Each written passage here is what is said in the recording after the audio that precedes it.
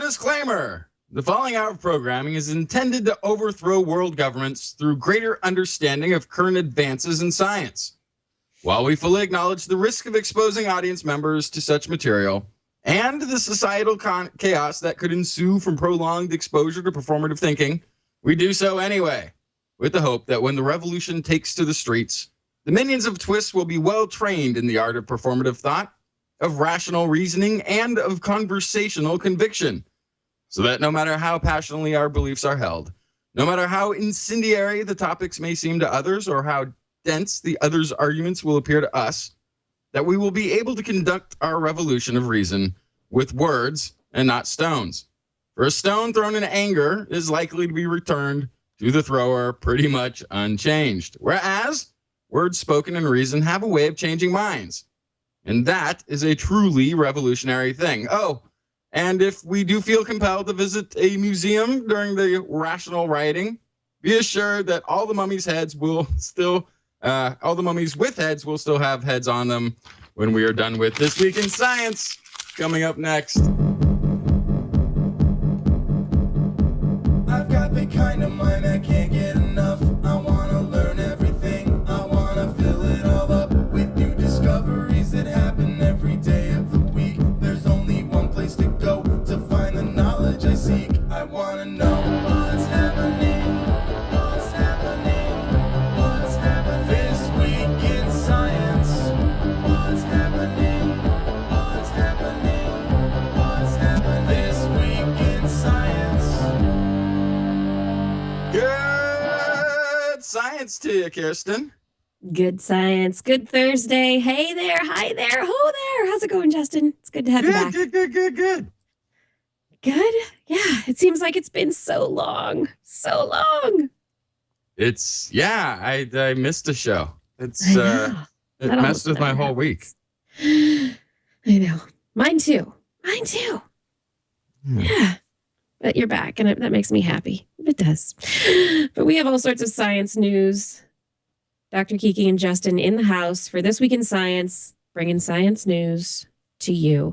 And the stories that I brought this week involve getting humans out of Africa and the trees, how we, and I mean we in the more universal sense, might be bigger than we thought, and why brains need bacteria, and maybe vice versa?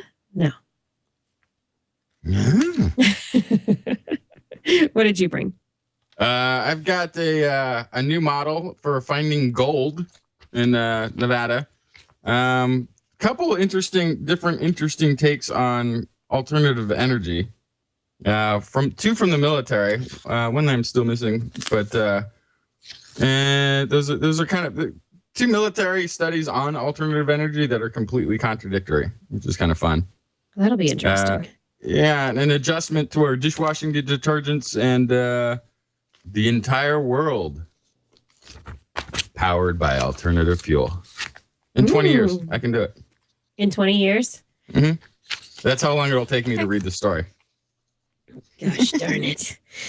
All right, I'll be waiting. I'll be ready. I can wait 20 years. Maybe.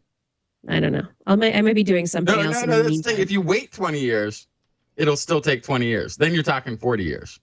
Oh. It's like you can't wait. It's you start now and then 20 years from now. Okay. There. So get to work. I'm working on it. That's what I'm doing. You're saying. All right. So you do your story. I'll start the research. just stay close to the mic.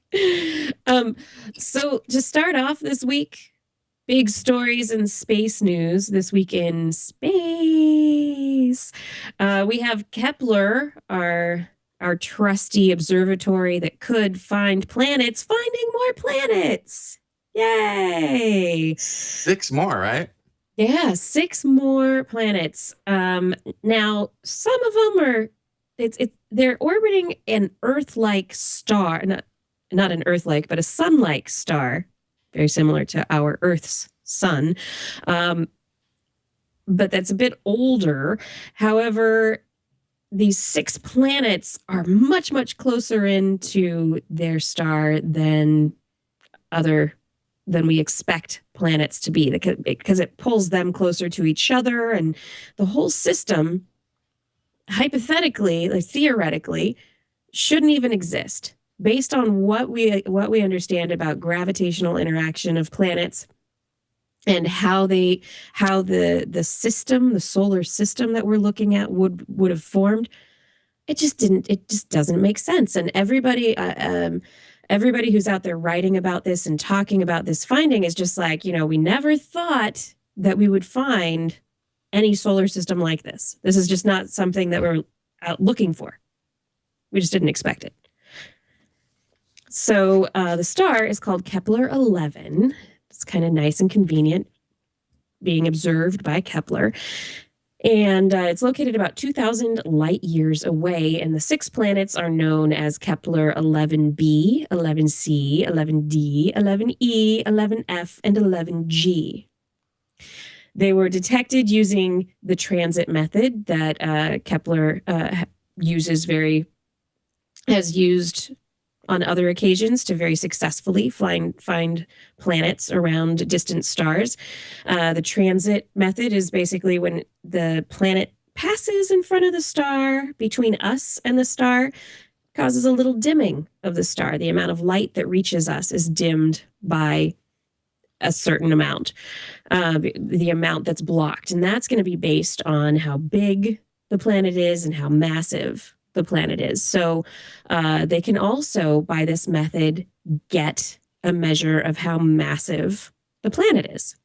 So they've got a measure of the period or the orbital time that it takes for each of these planets to go around the star. They've got size. They've got relative density of these different planets. And the really cool thing is they range from about 2 times as large as the Earth to about 4.5 times as large. So more massive, but not significantly more massive. But the thing is, well, I guess massive in terms of size, but in terms of mass, they're significantly more massive. They have 4 to 14 times the Earth's mass. So some of them are significantly more dense than the Earth itself. Anyway, it's pretty interesting. They think that based on the signatures that they're looking at, about 2 to 3 of these planets might be a large proportion, might be made up very largely of water and have a lot of water involved in them, in their composition. And they're 1 or 2 of the planets possibly are much more rocky and maybe have a very thin hydrogen and helium atmosphere. So we're looking at some gaseous planets and some that are, and a couple that are maybe more rocky with very thin atmospheres.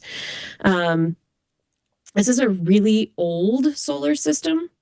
They think that based on the orientation of the planets and how they're all orbiting each other, it's stable, which is weird because they're all so close to each other. You'd think they'd be messing up each other's orbits all the time, but they're in stable orbits. So the question now is, how did they get there? They think, well, this must have been this must be a really old solar system that over time the planets must have started further out in a flat disk similar to our own solar system, and then migrated in to this very close to their star conformation that is now very stable. Yeah, I get. I think it's neat. It's not like, oh, we found an Earth-like planet. It's not an exciting thing like that. Like if we could get our rocket ships all fired up, that we'd be able to get out and, fly 2,000 light years away and colonize another planet. It's nothing like that. It's more of a, wow, we didn't really think that this kind of a solar system existed. We didn't know how we never imagined it existing, and here it is. And so it's just opening up a lot of questions about solar system formation and how how all sorts of different conformations, different makeups of different types of planets and sizes of planets, how they end up working with each other and end up creating a stable system.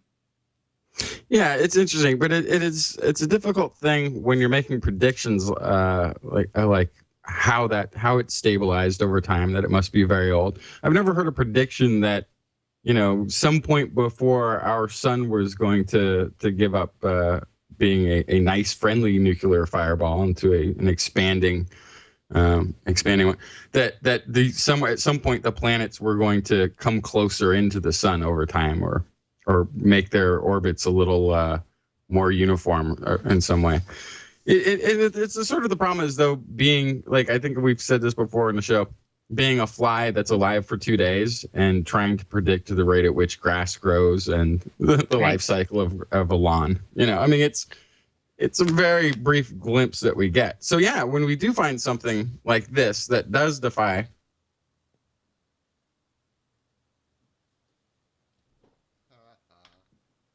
It's a fun find there. Yeah. It's a fun find there, but I'm starting to get a little blasé with all these planets. Blasé with all the planets. Too many planets. We're finding too many another 6 planets. Okay, great. Now we can find planets. Because there's going to be, for every one of these stars that's out there, and there are estimated to be 76 trillion. Actually, I think the number went up to like 300 sextillion stars in the known universe. It's there's going to be a lot of planets out there, and we've started counting them. We've gotten 11 B, C, D, E added to this particular star. There's going to be a lot of tracking, of cataloging that's going to go on. There's going to be a significant amount, but I think, every time we find a new solar system, not just one planet, but a number of planets, it just adds that much more detail to our understanding of how solar systems form. So far we really have had a sample size of one. We've just been looking at the planets within our own solar system and been like, okay, well, they form in a flat disk, and they seem to have stable orbits, and this is how physics would allow planets to interact. And we'd think that they would keep this kind of a distance from each other, or they would be flinging each other out into outer space. There are all sorts of things assumptions that we've made based on just our one sample. Now the math is pretty good. The physics is good that that allows us to make the predictions about how solar systems are formed and what happens. But we're not everywhere. We're not omnipotent. So we every once in a while we are going to find something that's different, and it's just going to create that much more understanding of the universe. We aren't omnipotent yet. We're going to get there. No. We're on our way. It's true. We are on our way. In addition to the 6 planets that were found, that have now increased our understanding of solar systems and increased our knowledge of other planets that are out there. Some cosmologists publishing in archive.org say that the universe could be as big as 250 times bigger than the Hubble volume, which is similar to the observable universe. So think about our 90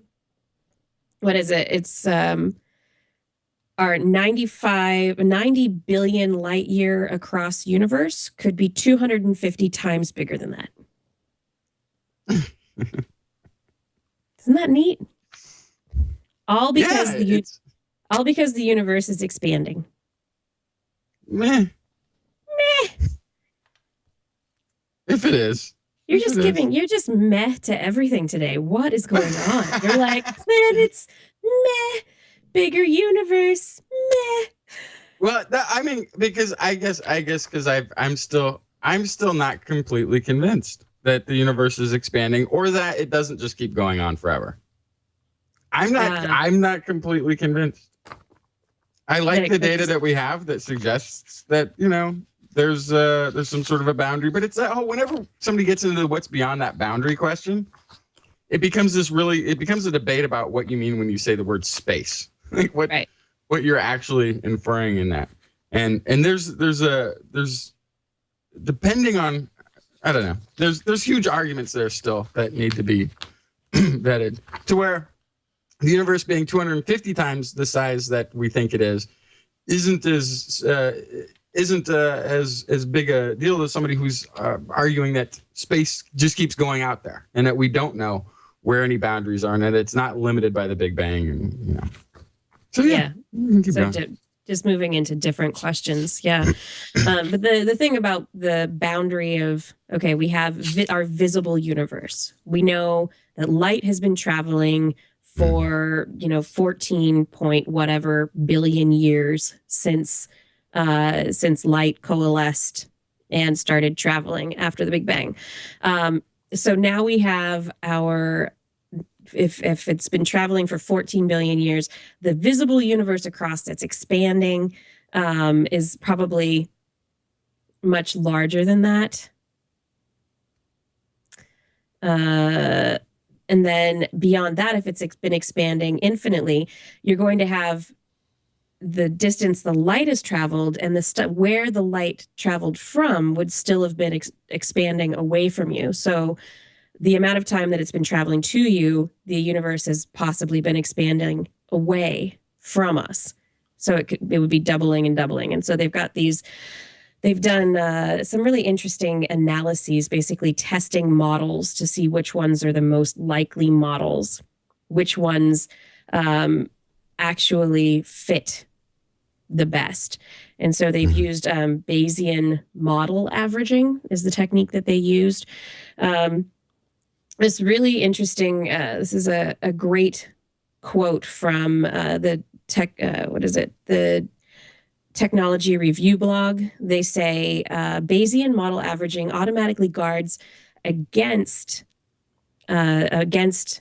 things being wrong, that models being wrong. Instead of asking how well the model fits the data, it asks a different question. Given the data, how likely is the model to be correct? And it's automatically biased against overly complex models. So it's a kind of statistical Occam's razor. So anyway, they applied it to a bunch of cosmological models, came up with constraints on curvature and size, and 250 times bigger.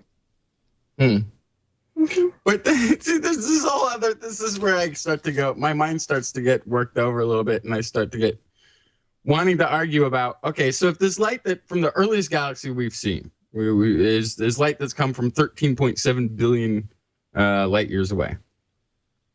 In that time, how much has the universe expanded? And so is that really the expansion rate? Yeah.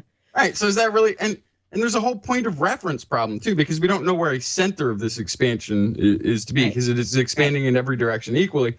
So there's no center of this. Justin, you are the center of the universe.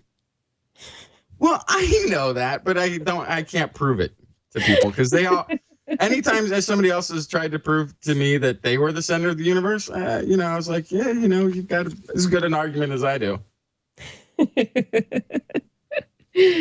Yeah. All right. Give me another story. Give me something interesting. The entire world powered by alternative energy, stopping global warming in its tracks, reducing air and water pollution to pre-industrial revolution levels, all done using today's technology, not technology to come, but today's technology, accomplished in 20 to 40 years' time. If the first word that comes to your mind when you hear this starts with bullsh and ends in it, you may not be alone, but you aren't likely sitting next to Mark DeLucci or Mark Z. Jacobson either, researchers at UC Davis and Stanford, respectively. For if one of these two Marks was in your company, they would be telling you that it is not our lack of technological know-how today that is preventing us from making this change. It is our lack of political and societal will, and nothing else. According to their study, we could do a complete conversion to renewable energy sources now, today, starting today. We have all the technology that's from the solar, from the wind. They have assessed the economic, technologic, and material requirements of converting the planet to run largely on electricity, using wind, water, solar to generate the power, with wind and solar contributing 90% of the needed energy. So this is without hydrogen. This is without increasing our dependency on nuclear or natural gas. They did throw in geothermal and hydroelectric sources to contribute about 4% of their plan. 70% of that hydroelectric that they would be included in that 40% is already there. It's already in place. The remaining 2% they would actually look to then grab from wave and tidal powers, which have a potential in the future to do a great deal more. But in the plan with today's technology, they could offer about 2%. Vehicles, ships, and trains powered by electricity and hydrogen. Aircraft on liquid hydrogen. Homes cooled and warmed with electric heaters. And no more natural gas or coal. Wow. They came up with an energy plan that eliminates oil and doesn't go to natural gas or coal. Wow. They've really shot down absolutely every investor. Yeah, they have. They say commercial processes could be powered by electricity and hydrogen. In cases, hydrogen would be produced from electricity. Thus, wind, water, and sun would really be powering the world. Yeah, they say that the approach, they could really be close to that goal by the year 2030. So this is one of those things that you sort of know we could do, but it is, again, it's pointing out it is not a technology barrier. It's not a science barrier. Science has crossed this ground. It's not an engineering barrier. Engineers have figured out how to do it. Yeah. Did they talk about infrastructure? I mean, if wind and solar are going to provide 90% of the energy, then you're going to have to find ways to, harvest the bulk of that energy from areas where the bulk of those two types of energy exist. So, sunny, dry areas, the Southwest for solar, the plains states, inner plains regions of the United States for wind, mountainous regions with passes, for wind. That's what I'm thinking of here. Deserts, globally for more solar. I mean, there are lots of places, but then how close are these places to the population centers? And how do we get the energy from those centers to the places where people need it? And then, because those are very timely, the sun only shines during the day, except for, 6 months out of the year in the very far north, whatever. You're going to have to time it. So do we have battery systems? Do we have storage systems that can then contain the energy till the time that people need it? I mean, these are all engineering problems, all technological problems. Can we really solve them? We already have. In 20 years. Can we put it on? I mean, yeah, the ideas and the technology, we have them, sure. But can we put them into implementation and application within the next 20 years? Yes. According to this study, we actually could, if there was a will to do it. If there was a I mean, this could be, never mind the Sputnik moment of having high-speed trains in 20 years. Yeah. I mean, that was so depleting. Like, I was ready for it. I was really excited, and then we got nothing. No, this revamp, first of all, already, where's the nearest coal-fired power plant to you, Kirsten? I mean, it's already a great distance away. We're traveling electricity. The problem with transmitting electricity isn't in the production end. It's in the grid itself. I mean, we have grid in existence around these parts that has been there since the 40s and 50s. I mean, Needs to be replaced. It needs to be replaced. We lose more than 50% of the electricity we produce from the production site to the actual switch where it's getting used in the home. 50% of the electricity produced.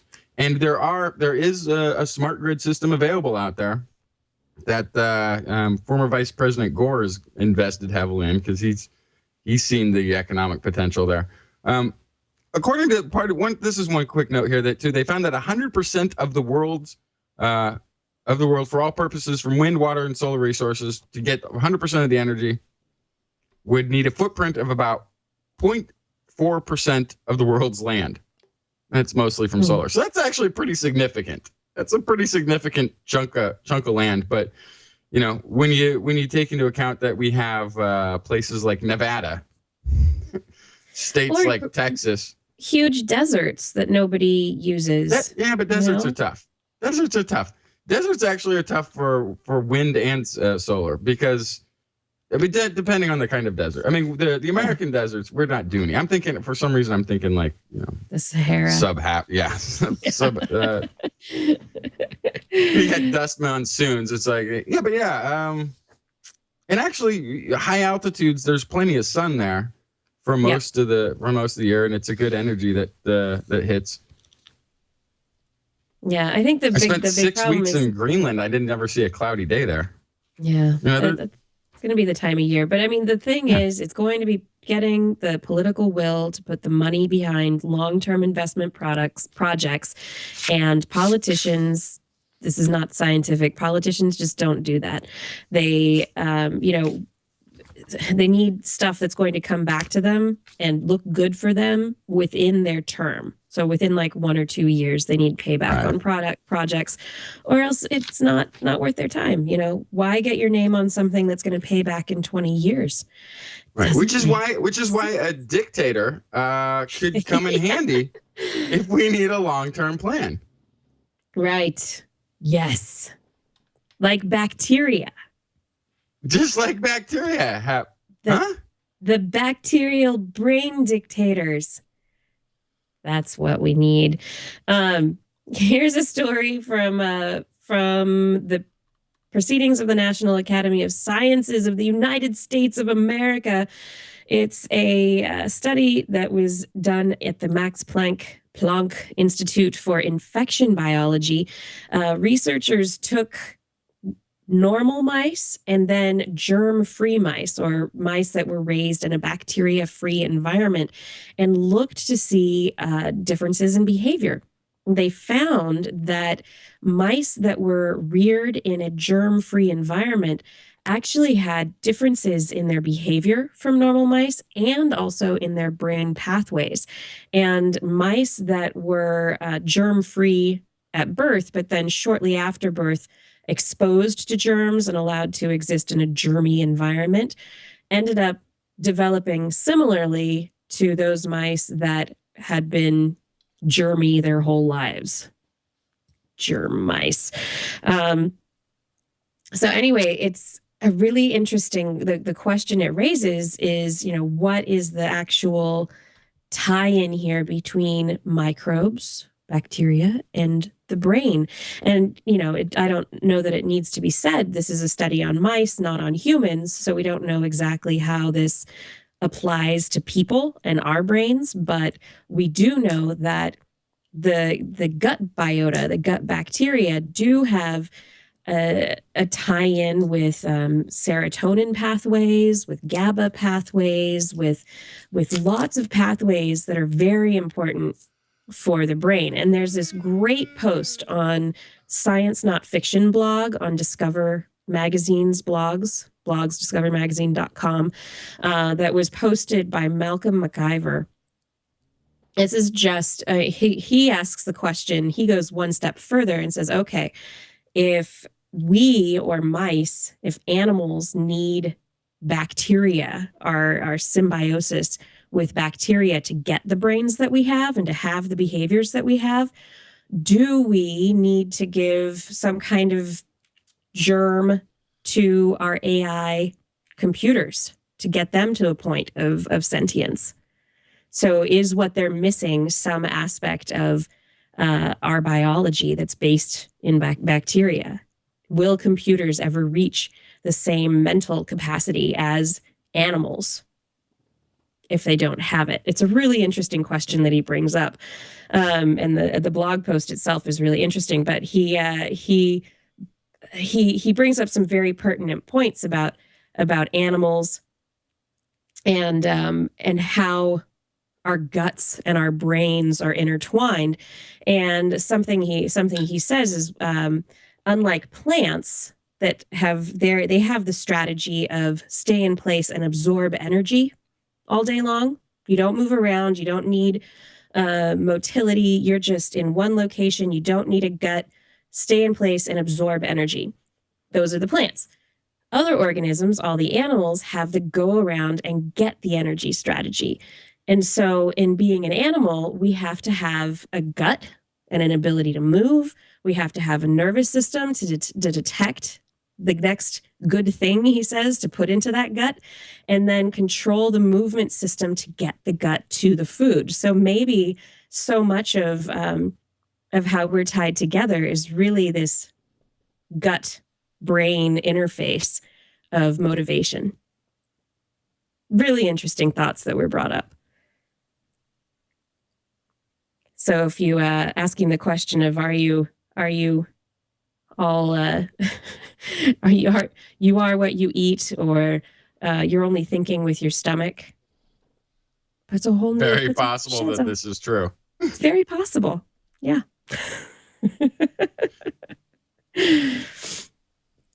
Anyway, yeah, I like the story. Well, you're going to have a child, and you're going to notice that they have requirements that don't make any sense.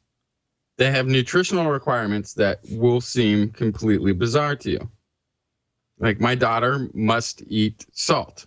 Like, she just will pour raw salt on, and just like she needs salt. Like, I don't know where she's getting the information that she needs that much salt.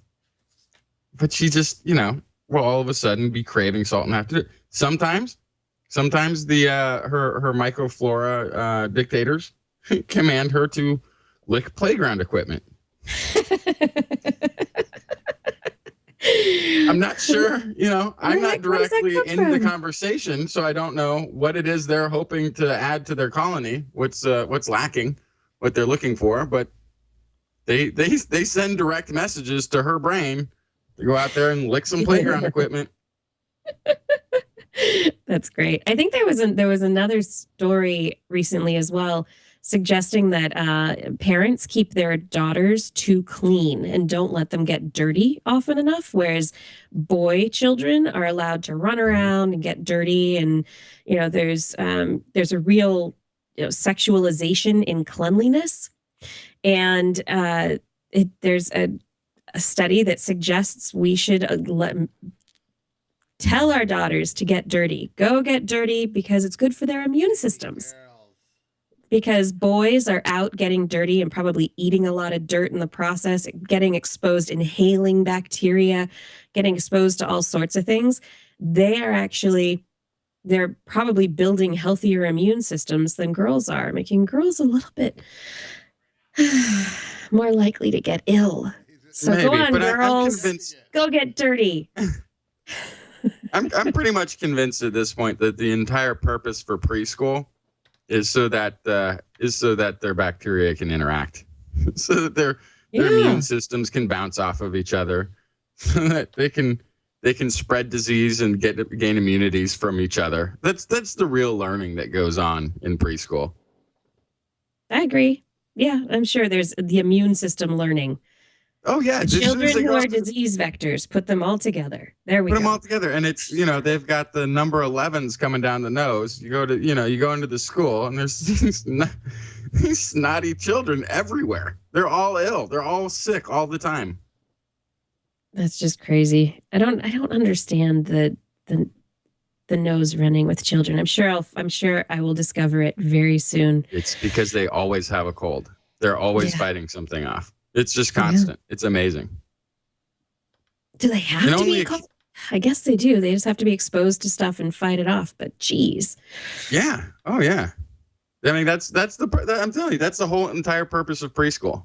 You'll learn this. You'll learn this. All the children there are. They should almost do it at a hospital, except the hospital would try to cure them, and that would just they'd be filling them full of antibiotics and stuff. It would be a mess.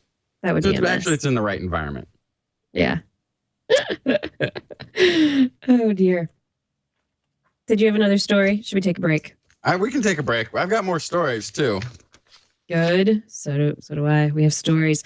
I've got two I'd like to do next to each other. So. Okay. You're up on deck for when we come back from our break. This is This Week in Science, everybody. We'll be right back with more science talk. This Week in Science. This Week in Science. This Week in Science.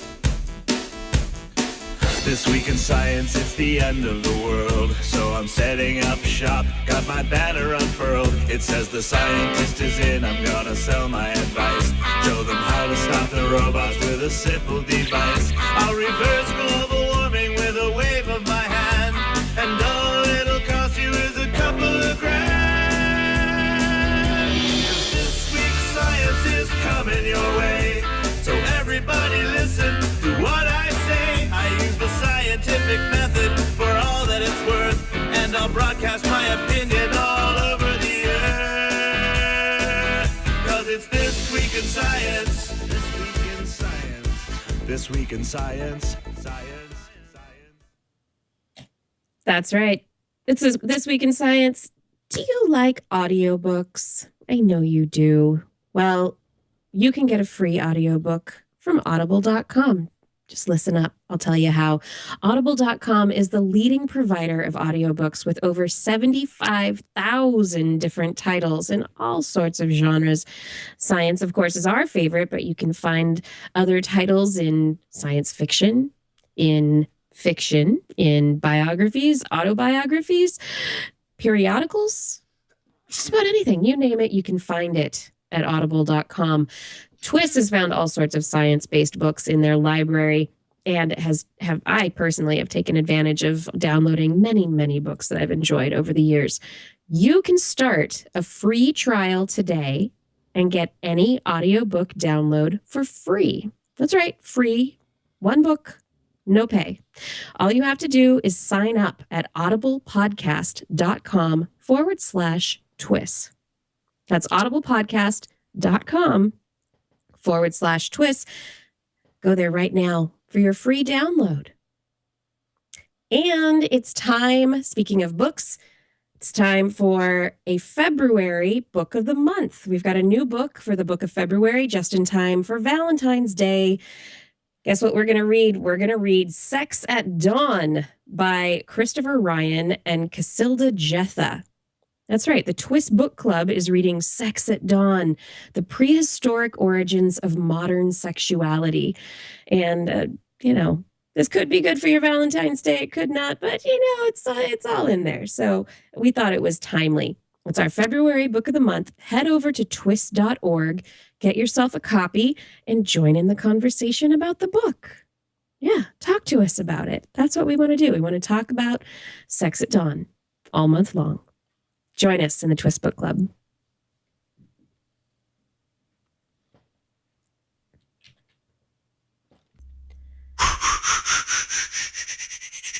This Week in Science.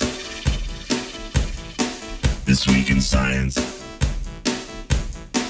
This Week in Science. This week in science, it's the end of the world. So I'm setting up shop, got my banner unfurled. It says the scientist is in, I'm gonna sell my advice. Show them how to stop the robots with a simple device. I'll reverse global warming with a wave of my hand. And all it'll cost you is a couple of grand. 'Cause this week's science is coming your way. So everybody listen to what I say. I use the scientific method for all that it's worth, and I'll broadcast my opinion all over the earth. 'Cause it's This Week in Science. This Week in Science. And we're back with We are more back. This Week in Science. That's right. So before we went to the break, you said you had a couple stories you wanted to pile up. What do you got? What you want to Well, talk about? The first one is a Rand study that says it's titled "No Direct Military Benefit from Use of Alternative Fuels by Armed Forces." It's saying basically it's a litany of saying that using any form of these alternative energies and biofuels or fuels like the submarines are trying to acquire underneath the oceans, none of these alternative fuels have produced anything of consequence to the military. There's no real they're not getting off petroleum anytime soon. Right.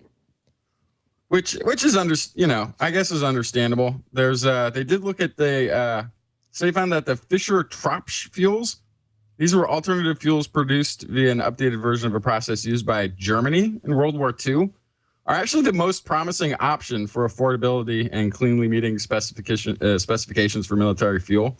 I guess these were fuels that the Germans were developing because they were getting increasingly having a hard time getting oil, getting petrol.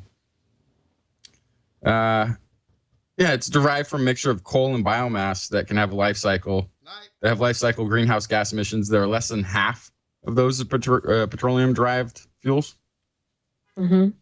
So there's, they did say there's some stuff out there, but for the most part, testing that they've done on fuels derived from oils and crops and algae simply don't quite cut it for what they need in the military. Well, biofuels biofuel just straight from crop type stuff isn't stuff that we want to promote really anyway. I mean, biofuels from all sorts of different sources are, a little bit more applicable and more usable. There is one company that's been working with, I think it's the Navy, to provide them with an algae-based biofuel, but and they've been ramping up their production and giving them more and more over time, but they're just still not giving. There's not a lot of biofuel being mixed in and used in the first place. Right. This is the tone. Considering the absence of military benefits, the Department of Defense and Congress should reconsider whether defense appropriations should continue to support the development of advanced alternative fuel technologies. So that's a little disheartening because I'm completely with you. I think fuels derived from food sources mean the price of food goes higher. And as we can already see, that can create some instability in the world when that happens. And it puts directly the starving people in conflict with developed nations. And that's a really bad scenario.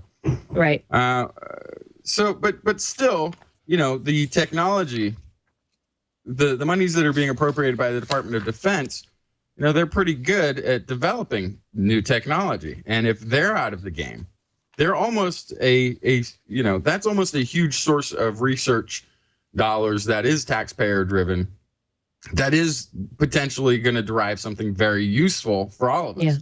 Yeah. And for this study to indicate that they should be getting out of that game completely because there's no immediate benefit. The Rand Corporation, I can't say it on the radio. So the other story. I was just going to say though that the question that the thing there is, it's probably just the timeliness of it, and right now we're in an economic tight spot. We've got this huge deficit, and where should we be putting our money? So somebody looking at cost benefit analysis of the situation may say, hey, the military is spending a lot of money on these advanced fuels, not seeing much benefit in the short term. We should stop putting money into it. The military is this organization that spends tons and tons of money. How can we cut back? So regardless of potential future benefits and where it might go, it's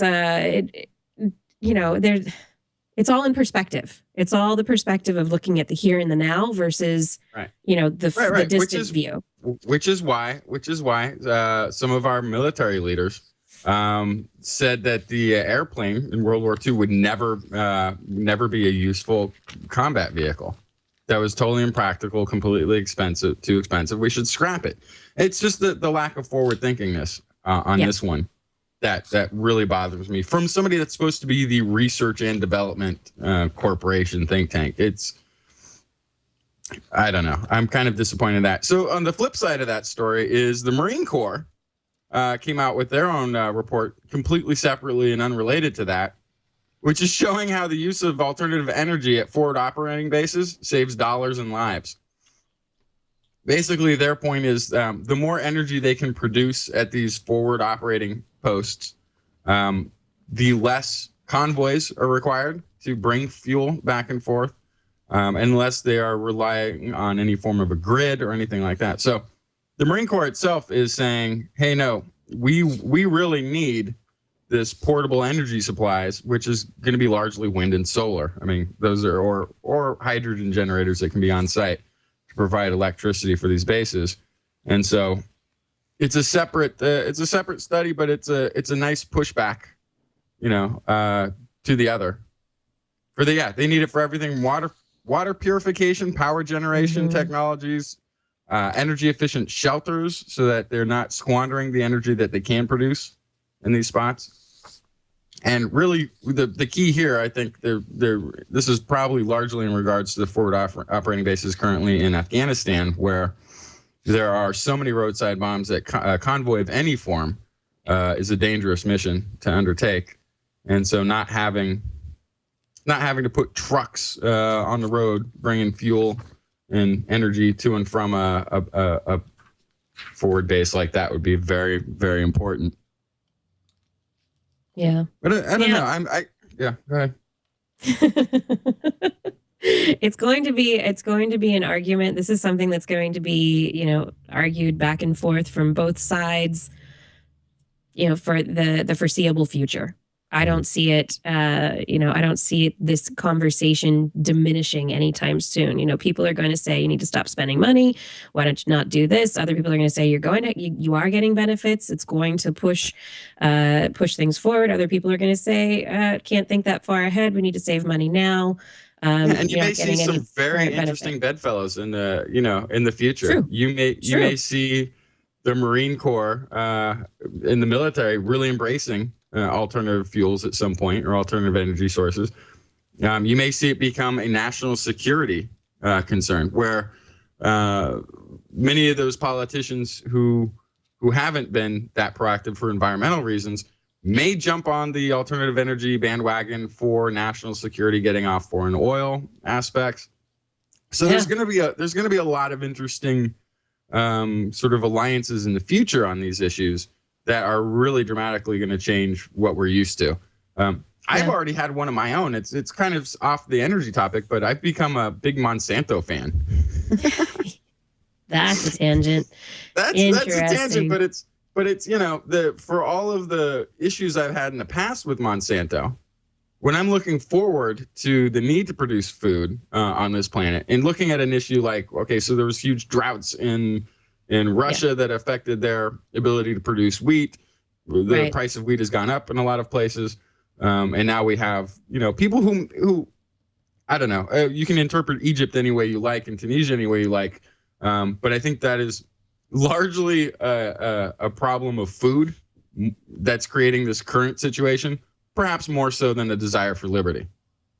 That being said, even in using these alternative energies, even in using, well, and that's the thing too, like they're developing crops that are going to be more drought tolerant. They test seeds worldwide now for different viruses in the seeds themselves, so that you can control seeds going out without viruses and this sort of thing. So we're going to need a big corporation that's going to make a ton of loot make itself very wealthy, producing the next generation of farming, because we've already gotten to the point where we've used technology and oil and the current technologies that we've had in the industrial age to ramp up our ability to produce food, to preserve food, and to make it available to people so that we can sustain another doubling of this population in 50 years. Company like Monsanto is going to play a huge role in it. And so whatever ills of that have come, from that company trying to get this underway, I really hope they're successful, because if they can, if they can plant tomatoes in the high desert, it's going to have a major impact. Yeah, well, I was listening to a conversation about agribusiness and farming recently that everybody on this panel, very well-educated, knowledgeable people, said there's absolutely no way that with the population that we have currently that we can get rid of factory corporate farms. There's no way we can do away with agribusiness. It's nice to look at small local farms and have a resurgence of the smaller owned agricultural business, but in terms of sustaining a population of 9 billion plus people, it's not. It's not going to happen. We need big farms. We need, as Robert Bigelow in the chat room is saying, monoculture. Unfortunately, we're going to need stuff like that. We're going to need the Monsantos to bring back the banana. There are all sorts of things that genetic engineering is going to play a role in the future. But it's a conversation that everybody needs to keep having. Right. And as Patterson in the chat room says, the idea of them owning the seed is very wrong. At some point, I think there does have to be that democratization or socialization of what Monsanto has produced. But for them to position themselves to be able to create that which will be worth socializing later, it may be important for them right now to be this aggressive company that's maintaining product and suing farmers. As much as I hate it, and I've seen the documentaries about what's happening to the small farms out there. Yeah. I've seen some of the legal arguments that just seem ridiculous that are being called in favor of Monsanto. But if they're not successful, if they're not successful in being that bully and protecting their product and getting it out there ahead of a couple of, there's like maybe one other company or organization out there in China that's coming close to what Monsanto is doing, vying for them for these genetically modified crops to be able to do these things. If one or both of those companies aren't successful, if they can't get to that next level, it will be a bigger problem for the planet than those small farms are putting up with now. And it's very contradictory in my nature to want to go down that path, but it's sort of like what's the short-term goal versus the long-term goal? And if the long-term goal is feeding people, then they need to be in place. And it's the same thing with, I think, the alternative fuels in the military. Maybe too expensive, may not be producing a result, but in the long term, we're going to develop a technology based on that is going to fuel the world. And so, these are some of the things that in the arguments that we have to make, we also have to understand what the result of our argument is. not just whether or not it sounds good and feels good. Yeah. I agree with you there. Another side note to this is there was news this last week as well that China has announced that it's going ahead with the development and construction of thorium nuclear plants. So instead of using uranium, radioactive material, they're going to be using thorium, which is a lot of people are talking about it being a much safer design for a nuclear plant, much safer, less waste, easier to deal with waste, and we're just not pushing forward on that front. China is pushing forward. Give them 20 years, and there are people in the United States who, after China came out this last week and said this, who are saying, if we don't push forward, if we don't get on something ourselves similar, if we don't do something similar ourselves, we might be buying nuclear energy and nuclear technology from the Chinese in the near future, and that we might be dependent on their technologies for our energy future. So talking about nuclear security, talking about energy security. We're worried about where our oil is going to come from currently. Maybe the future isn't going to be oil from the Middle East. Maybe it's going to be nuclear from China, which is another interesting conversation. Another interesting one. Yeah. I'm a big fan of China. I'm teaching my children Chinese. That's a good idea. I'm learning Chinese culture. I started eating Chinese food, which I never really cared for Chinese food. And then I found this cream cheese wonton that this local place makes, and now I'm crab rangoon. I'm getting myself acclimatized to the future. That's awesome. Let's see. In other news, humans left Africa a lot earlier than thought. A story sent in by Pamela. In this story, which isn't loading, they may have left Africa. Pamela, who, by the way, is probably not listening to the show tonight. I know, because she's in Australia, where she is being flooded. Right where the giant super hurricane cyclone hit. And it's been without power for like days now. Yeah. There was a post on Facebook from her recently saying, I think this might be my last post, everybody. The power just went out. So our thoughts go out to Pamela and everyone else in that area, and hope that everything turns out okay. I hope the flooding isn't too terrible. It's just a super cyclone. And they've just got hit with like one just south of there and flooding like a couple weeks before too. So it's an area it's just a vast area that's under some pretty terrible conditions right now. However, the news I've heard so far is there hasn't been reports of deaths. That's good. So that is survived. Good. That hardy is good. Aussies. They are hardy. Just like the Africans who left Africa 100,000 years ago, earlier than typically thought, say researchers. Researchers comprising a team of British and German archaeologists published in the journal Science that they found stone tools at an archaeological site at Jebel Faya that include basic hand axes, blades, scrapers, and quote, implies that technological innovation was not necessary for early humans to migrate onto the Arabian Peninsula. And climate and sea records dating back to about 130,000 years ago suggest that the conditions might have been right for what's called the Bab al-Mandab Strait that separates the Horn of Africa from the Arabian Peninsula, that it would have been easy to cross at that point in time. So it's very possible that our ancestors made an early crossing more than 100,000 years ago. Additionally, didn't they have some other discoveries that they think could be as old as like 300,000, 400,000 years ago? I mean, there's like some very way back discoveries that haven't been completely confirmed. Like there's the teeth in Israel that they found recently. Right. There's some finds in China, some human remains that they think are going to put it back another 200,000 years or something around that time frame. So there's a lot of there's not going to be one event. It's not going to be that tidy. History won't be that tidy. That people left once and that was it.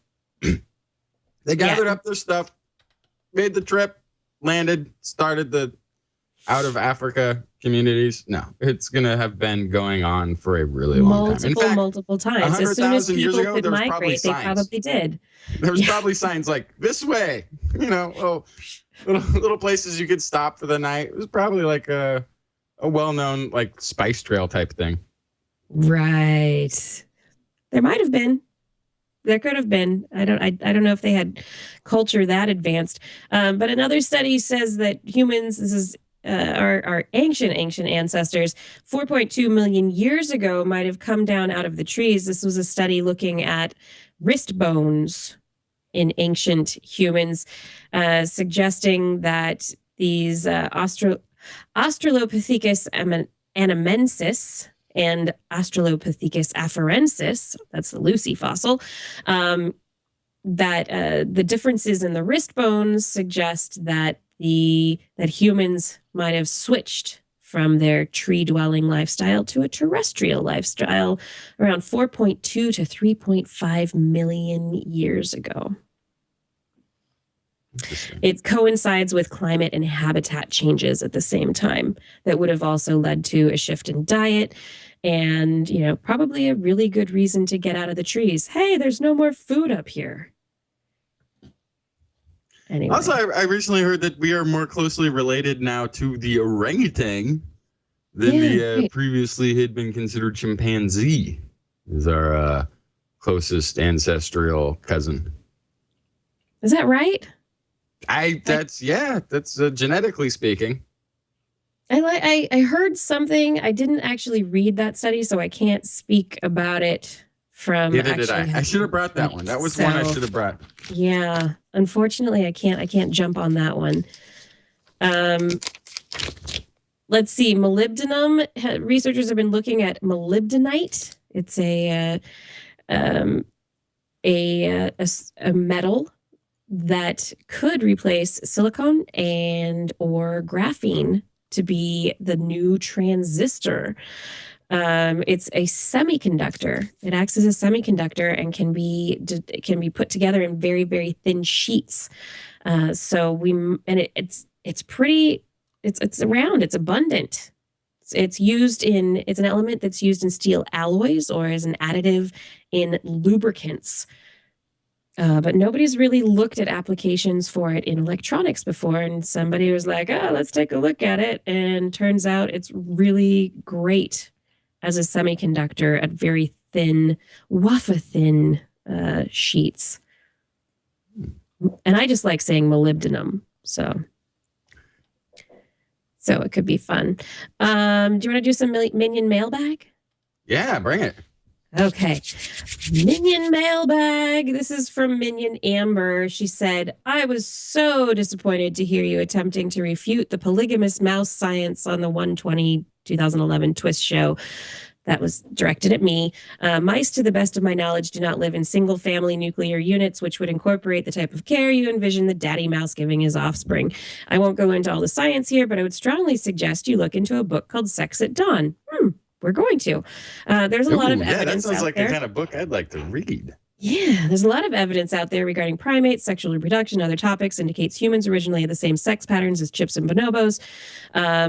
She said, I love the show. I've been listening for years. It really bothers me to hear a scientist such as yourself, presumably open-minded about issues like evolution, stem cell research, and other hot-button topics, parrot the widely accepted, and she says completely incorrect assumptions about human sexuality, which doesn't match up with any of the science done on the topic without some serious stretching.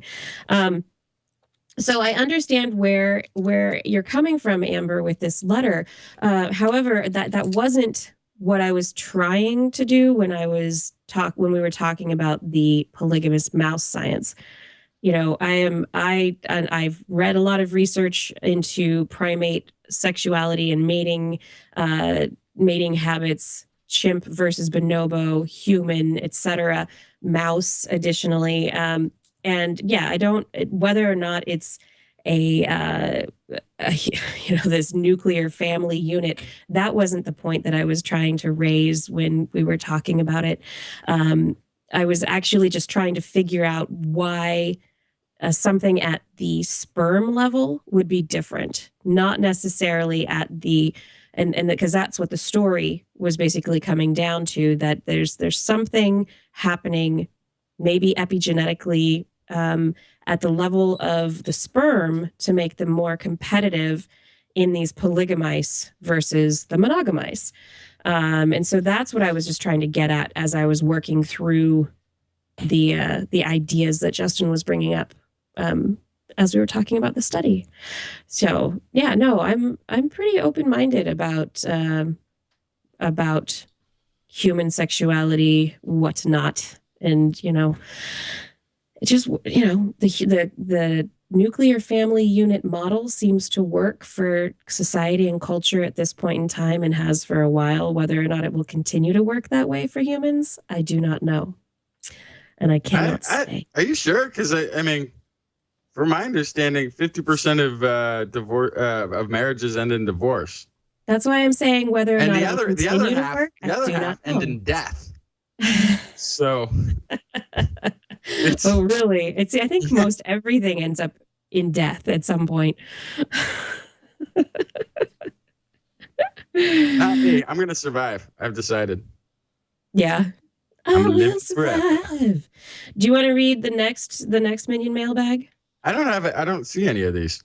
Okay, so this is from Citizens Challenge on the Twis website. And Citizens Challenge says, I just came across your show listening to your January 6th broadcast. I wish I could say good things about it, but you just seem too casual and rambling and cutesy. Right on. Oh, thank you.